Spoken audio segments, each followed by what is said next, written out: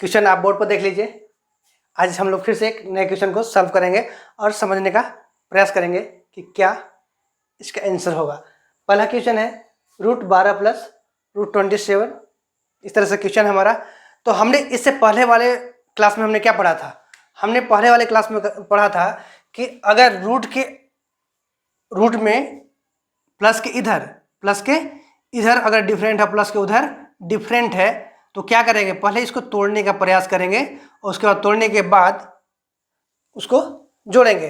जैसा कि हमने क्वेश्चन क्या लिया था पहले वाले क्लास में कि √100 प्लस √49। एक क्वेश्चन हमने दिया था आप लोगों को बनाने के लिए। आप लोगों ने आंसर शायद किया होगा। तो चलिए इसको हम लोग क्या करते हैं, हम जानते हैं कि अगर इसको 10 गुने 10 करेंगे तो क्या हो जाएगा? 100 हो जाएगा। सॉरी, अच्छा से लिखता हूं।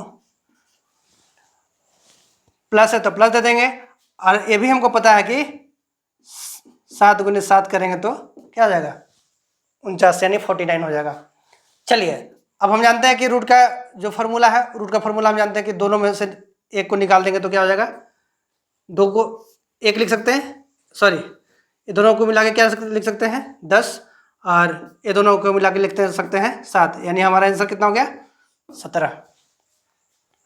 बिल्कुल आसान तरीका है कि हमें क्या करना है, बराबर बराबर अंकों में तोड़ देना है, और तोड़ने के बाद जो है सो दोनों को जोड़ देना है। इसको हमने क्या किया, 10-10 में तोड़ के 100 को 10-10 में तोड़ करके हमने 10 लिख दिया, और 49 को हमने 7-7 में तोड़ करके 7 लिख दिया, यानी दोनों को फिर हमने जोड़ दिया। लेकिन अब जो हमारा क्वेश्चन है, आज का क्वेश्चन है, उसमें थोड़ा सा है ट्विस्ट, उसको आप समझिएगा। उसमें कैसे करेंगे उसको देखिएगा। अब जानते हैं कि क्या होता है हमारा क्वेश्चन। पहला क्वेश्चन क्या है? 12 प्लस √27। अब सोचिएगा यहाँ पे कि 12 अगर हम करते हैं, जैसे देखिएगा हमने पहले भी आपको दिखाया था कि 1 गुने 1 इक्वल टू 1 2 2 4 3 3 9 4 4 16 5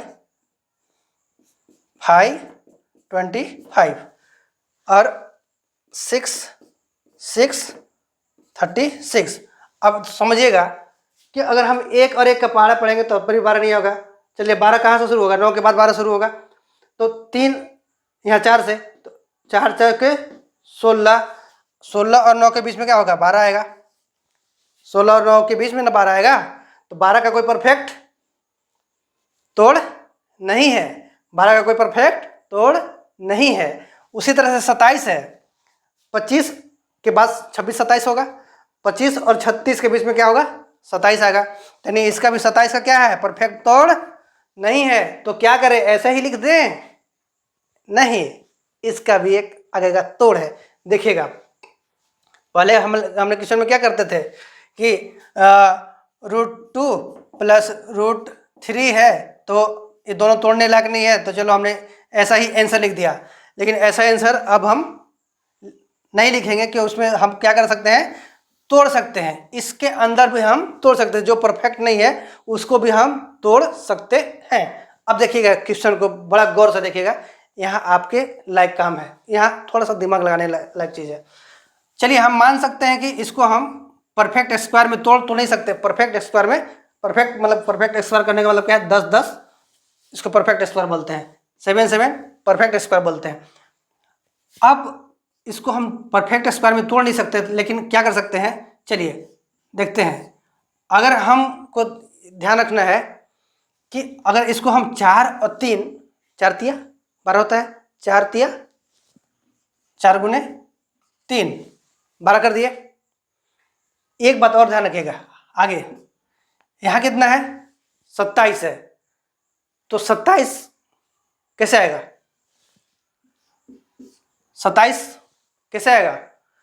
हमको अब देखिए हमने क्या पढ़ा है? 4 गुना 3 किया है, तो इस बात को ध्यान रखना कि हम वैसा ही पहाड़ा पढ़ेंगे। जब किसी का पहाड़ा पढ़ेंगे तो 3 बार ही पढ़ेंगे, ध्यान रखिएगा। आप यहाँ पे जैसे हम 10 का पहाड़ा 10 बार ही पढ़ते थे तो 100 आता था, तो 4 तिया 12 आया ना, तो हम कितना बार पढ़े? 3 बार।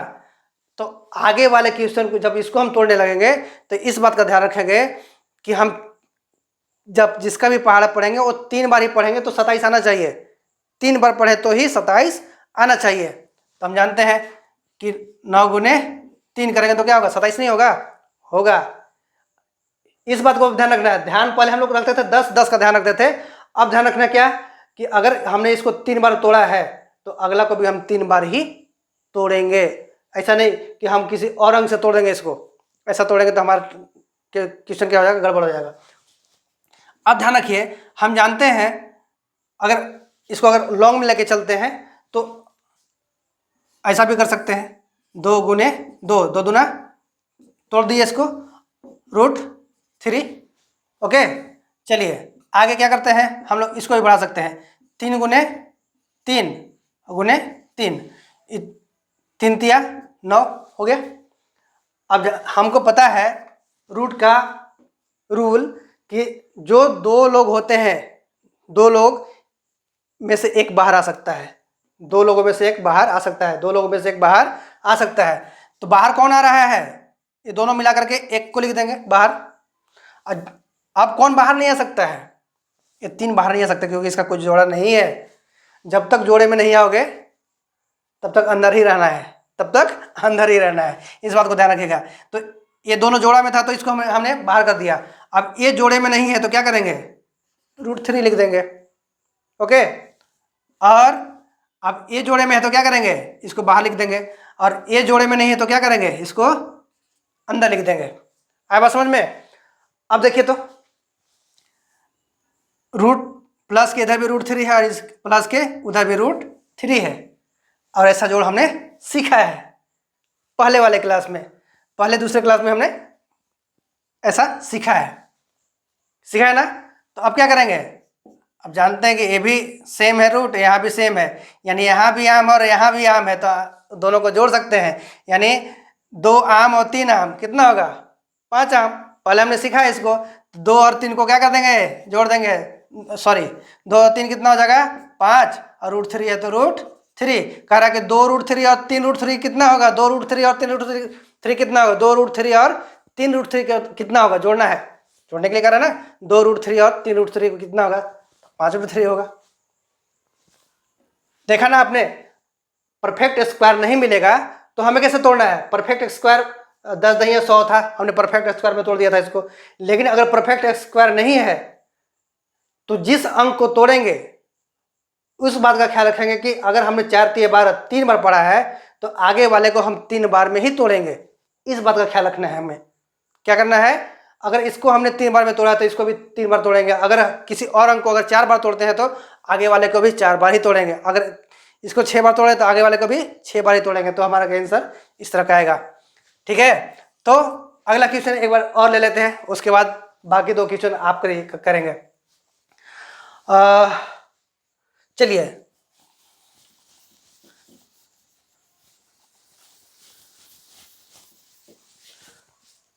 दूसरा क्वेश्चन क्या है हमारा? √8 प्लस √18।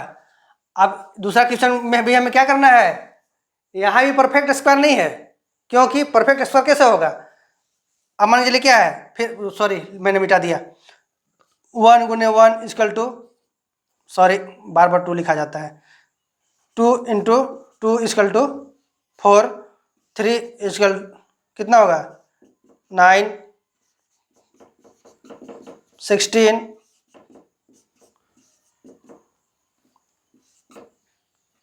25। अब ध्यान रखिएगा, ये 8 4 और 9 के बीच में आएगा, 4 और 9 के बीच में आएगा। परफेक्ट स्क्वायर तो ये भी नहीं है। उसी तरह से 18 है, 16 और 20 के बीच में 18 आएगा, ये भी परफेक्ट स्क्वायर नहीं है। तो जब परफेक्ट स्क्वायर नहीं होगा तो क्या करेंगे? थोड़ा दिमाग लगाएंगे, थोड़ा दिमाग लगाएंगे। अब कैसे करेंगे? ये कितना है? 8 है। तो चलिए इसको तोड़ते हैं। कैसे तोड़ सकते हैं? कितना के पहाड़ा में 8 आएगा? या तो 2 के पहाड़ा में, या तो 4 के पहाड़ा में, या तो आगे 8 है तो 8 है का 8 हो जाएगा। तो फिर इसको तोड़ने का मतलब नहीं होगा। तो क्या करेंगे? इसको 4 के पहाड़ा में 4 दूना 8 हो गया।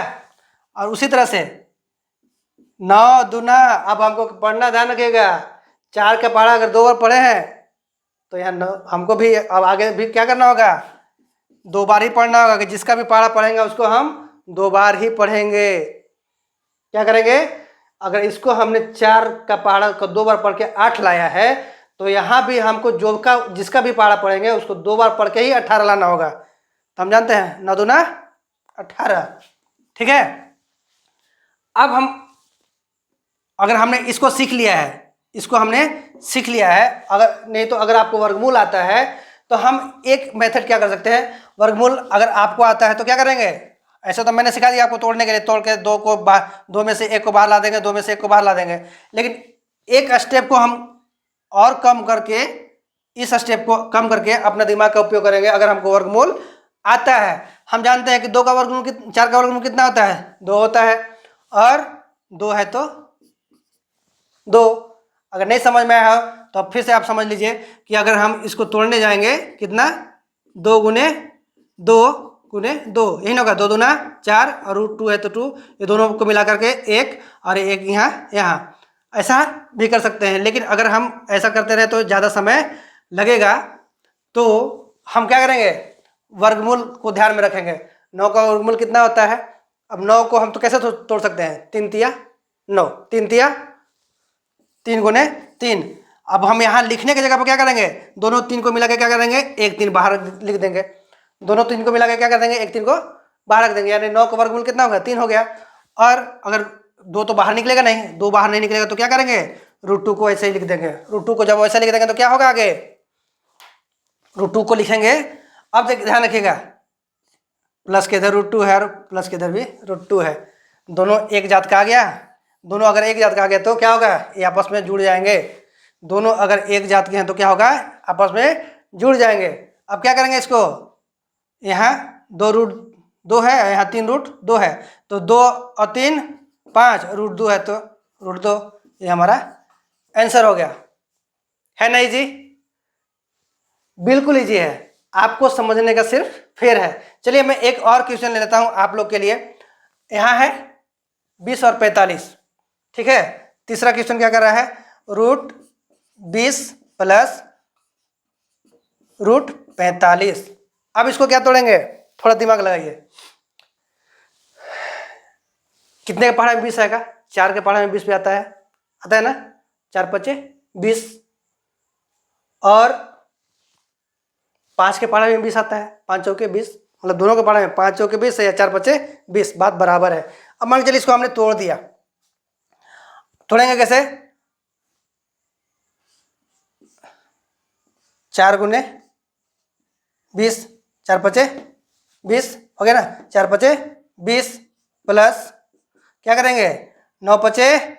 अब हमको ध्यान रखना है कि अब हमको क्या करना पड़ेगा, जब इसको 5 बार पढ़ा है तो इसको भी 5 बार पढ़ के ही तोड़ना पड़ेगा।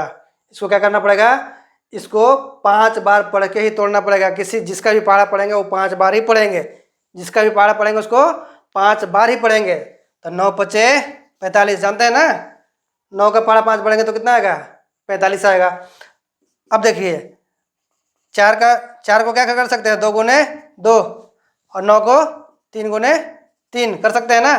तो क्या करेंगे, ये दोनों 2 का क्या कर देंगे, 1 2 लिख देंगे, और 5 का तो सिंगल है, अगर 5 सिंगल है तो 5 बाहर निकलेगा नहीं, निकलेगा, ऐसे रह जाएगा। प्लस 3 को निकाल देंगे बाहर। ऐसा लिखना जरूरी नहीं है, आप अपने दिमाग से भी यूज करके ये स्टेप लिख सकते हैं। इसके बाद डायरेक्ट यहाँ आ सकते हैं, यहाँ 2 गुने 2 या 3 गुने 3 करना जरूरी नहीं है। वो कब करना है, जब आप सीख रहे हो तब। अब ध्यान रखिएगा, 9 का वर्गमूल हमने 3 लिख दिया। अब √5 फंस गया यहाँ पे, तो √5 को √5 भी लिख देंगे। अब देखिए इधर का और इधर का आ गया ना बराबर। अगर इधर का बराबर आ गया तो हम नीचे लिख देंगे 2 √5 और 3 √5, 2 √5 और 3 √5 को जोड़ना है, 2 आम और 3 आम को जोड़ना है, कितना होगा, बोलिए 5, 2 3 5, √5 है तो √5, ये हमारा हो गया आंसर। तो हमने क्या सीखा अभी तक कि अगर परफेक्ट स्क्वायर नहीं है, यानी परफेक्ट स्क्वायर ऐसे 100 नहीं है, तो हम अगर मतलब इस तरह का अगर है तो हम 10 गुने 10 कर सकते हैं। अगर परफेक्ट स्क्वायर नहीं है तो उसे छोटे किसी अंक के साथ तोड़ने का प्रयास करेंगे। डायरेक्ट हम क्या करेंगे, डायरेक्ट लिख नहीं देंगे। डायरेक्ट किसके जैसा, इसके जैसा डायरेक्ट नहीं लिख, सॉरी ये तो मैंने आपको मिटा दिया कि मैंने पहले वाले क्लास में बताया था कि डायरेक्ट लिखने से पहले हम क्या करेंगे, उसको तोड़ेंगे। अगर तोड़ने के बाद फिर तब जोड़ेंगे, तो यहाँ तोड़ना संभव है तो हम तोड़ेंगे। तो चलिए मैंने 1 2 3 क्वेश्चन आपको सॉल्व करके दिखा दिया। अब चौथा क्वेश्चन आप खुद सॉल्व कीजिए और इसको आंसर में बताइए कि √63 + √28 को कैसे तोड़ेंगे और इसका आंसर क्या होगा। कमेंट कीजिएगा उसका आंसर और हमें बताइएगा कि आपका आंसर सही है या नहीं गलत है। मैं आपको रिप्लाई करके बताऊंगा कि आपका आंसर गलत हुआ कि सही हुआ। ठीक है, मिलते हैं अगले वीडियो में अगले क्वेश्चन के साथ, और तब तक के लिए बाय।